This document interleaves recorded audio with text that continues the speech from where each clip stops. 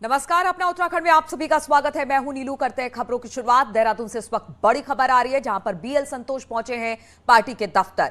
चुनाव में हारे कैंडिडेट भी पहुंचे हैं बीजेपी ऑफिस। हार की होगी समीक्षा, कैंडिडेट को उम्मीद पार्टी करेगी न्याय। कई नेताओं पर भीतरघात के भी आरोप लगे हैं।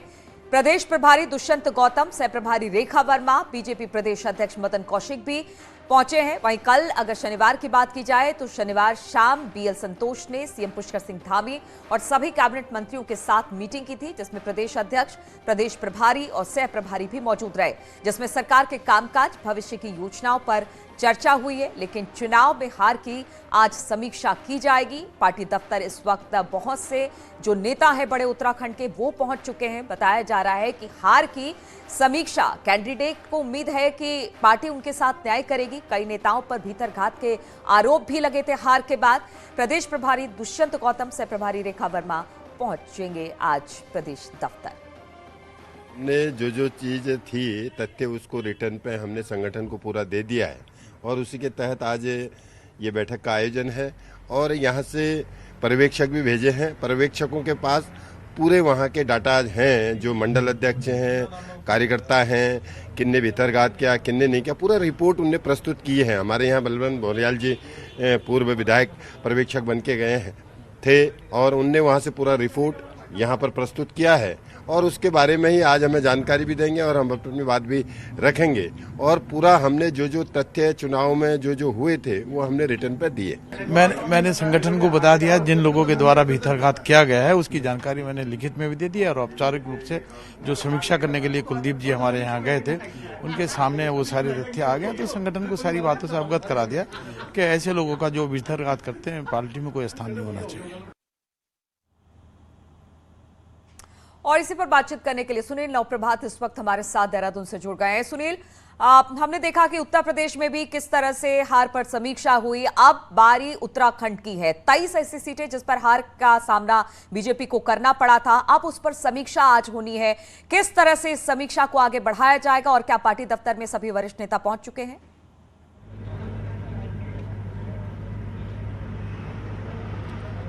जी नीलू, सभी लोग यहाँ पर पहुँच चुके हैं, जिसमें राष्ट्रीय महामंत्री संगठन बीएल संतोष मौजूद हैं, मुख्यमंत्री पुष्कर सिंह धामी मौजूद हैं, बीजेपी के जो प्रदेश प्रभारी हैं दुष्यंत कुमार गौतम वो इस मीटिंग में हैं, सह प्रभारी रेखा वर्मा, बीजेपी के प्रदेश अध्यक्ष मदन कौशिक, महामंत्री संगठन अजय कुमार, उनके अन्य महामंत्री और करीब 20 सीटों से वो कैंडिडेट यहाँ पर पहुंचे हैं, जिन सीटों को बीजेपी विधानसभा चुनाव में लूज कर गई थी। आपने देखा होगा नीलू कि बीजेपी ने इन हारी हुई सीटों की समीक्षा करने के लिए मार्च अंतिम सप्ताह में और अप्रैल फर्स्ट वीक के बीच अपनी कमेटियां बनाकर इन 23 के 23 विधानसभा सीटों पर भेजी थी, जिन्होंने क्षेत्र में जाकर, विधानसभा पे जाकर बूथ लेवल के जो कार्यकर्ता हैं उनसे बातचीत की और वो कारण खोजे कि जिनके चलते पार्टी इन सीटों को हार गई। बहुत सारी सीटों पर भीतरघात के मामले सामने आए कि पार्टी के लोगों ने ही पार्टी के लोगों को हराने का काम किया। आपने अभी दोनों विधायकों की बात सुनी, उसमें भी स्पष्ट तौर पर यह बात सामने आ रही है कि उनकी सीटों पर भीतरघात हुआ है। वो जो समीक्षा रिपोर्ट पदाधिकारियों ने बनाई थी फील्ड में जाकर, वो पिछले दिनों दुष्यंत गौतम की मौजूदगी में अनुशासन समिति को सौंप दी गई है और उन लोगों से नोटिस उनको सर्व किए गए हैं जिन जिन के नाम इसमें आए हैं। आज बीएल संतोष ये मीटिंग ले रहे हैं। इस मीटिंग में उन तमाम पहलुओं पर चर्चा होने की उम्मीद है, क्योंकि पार्टी को जल्द ही उपचुनाव में जाना है, चंपावत का उपचुनाव होना है। इससे पहले जो प्रेशर एक पार्टी के अंदर है, जो अंतर विरोध मौजूद हैं, खासकर जो 23 के 23 कैंडिडेट यहाँ पर हारे हैं, उस प्रेशर को एक रिलीज करने का एक माध्यम ये मीटिंग है, ताकि लोगों को भरोसा हो कि पार्टी में न्याय होता है, पार्टी के विरुद्ध काम करने वालों के खिलाफ एक्शन होता है। वो सब मामले आज इस मीटिंग में लाए जा सकते हैं और कोशिश ये है कि जो एक बिल्कुल बीजेपी ने, बिल्कुल सुनील, बीजेपी ने एक मंच देने की कोशिश की है उन हारे हुए कैंडिडेट या प्रत्याशियों के लिए जिनके मन में बहुत सारी बातें होंगी। हालांकि बीजेपी ने अपनी तरफ से समीक्षा और फील्ड में अपने नेताओं को भेजकर वहां से रिपोर्ट तो जरूर मंगवाई है, लेकिन कहीं ना कहीं अगर वहां के प्रत्याशी ही बताएंगे वहां पर क्या हुआ है और जिस तरह से भीतरघात की बातें सामने आ रही है, तो कोई कड़ा कदम भी उठा सकती है बीजेपी।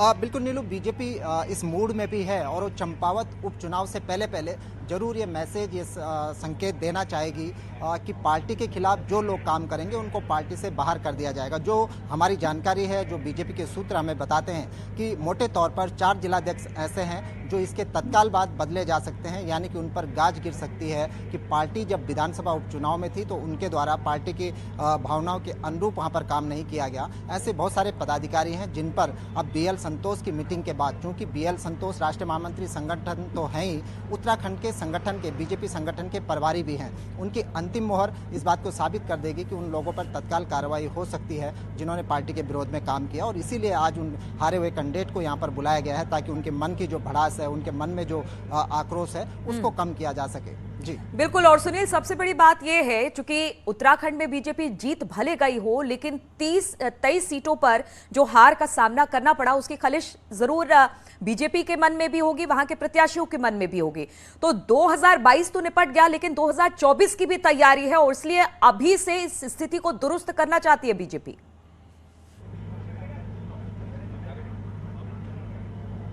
बिल्कुल नीलू, क्योंकि 10 मार्च को जब रिजल्ट आए, आपने देखा कि उसके तत्काल बाद पार्टी के भीतर से अंतर्विरोध के स्वर शुरू होने लग गए थे। सबसे पहले आपने देखा कि लक्सर सीट पर संजय गुप्ता ने इस बात का आरोप लगाया था कि जो पार्टी के प्रदेश अध्यक्ष हैं उन्होंने उनको हराने का काम किया। ज्वालापुर सीट पर यही बात सामने आई। खुद मुख्यमंत्री खटीमा की जिस सीट से लड़े, खटीमा सीट पर भी ये बात खुलकर आई समीक्षा के दौरान कि वहाँ पर भी अंतर्विरोध मौजूद था, वहाँ पर भी भीतरघात किया गया। अब पार्टी को 2024 के लोकसभा चुनाव में जाना है, उससे पहले उपचुनाव हैं, यहाँ पर पंचायतों के चुनाव होंगे, नगर निकायों के चुनाव होंगे, त्रिस्तरीय पंचायत चुनाव यहाँ पर होने हैं। तो पार्टी एकजुटता के साथ फील्ड में जाए, दोबारा ऐसी परिस्थितियों का सामना न करना पड़े, इसके लिए एक ठोस मैसेज इन मीटिंगों के जरिए दिया जा सकता है। और खासकर अब पार्टी अभी तक पार्टी के सांगठनिक रूप से 14 जिले उत्तराखंड में बनाए हैं, हालांकि यहाँ पर प्रशासनिक इकाइयाँ 13 हैं। बीजेपी अब अपने जिलों को भी विस्तार करने जा रही है, यानी कि जो बड़े जिले हैं उनको तोड़कर एक 2 जिले उनको बनाने जा रही है सांगठनिक रूप से, ताकि कामकाज में तेजी आए।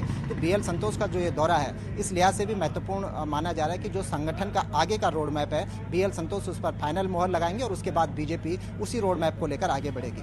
ठीक है, तो उस रोड मैप को लेकर आगे बढ़ेगी। जो हारे प्रत्याशी है उनकी बात सुनी जाएगी, कुछ कड़े कदम भी उठाए जाएंगे, इसलिए समीक्षा बैठक बेहद महत्वपूर्ण हो जाती है। सुनील, बहुत बहुत शुक्रिया आपका जानकारी देने के लिए। आगे भी इस पर अपडेट आपसे लेते रहेंगे। और चंपावत की बात करते हैं। चंपावत में मुख्यमंत्री पुष्कर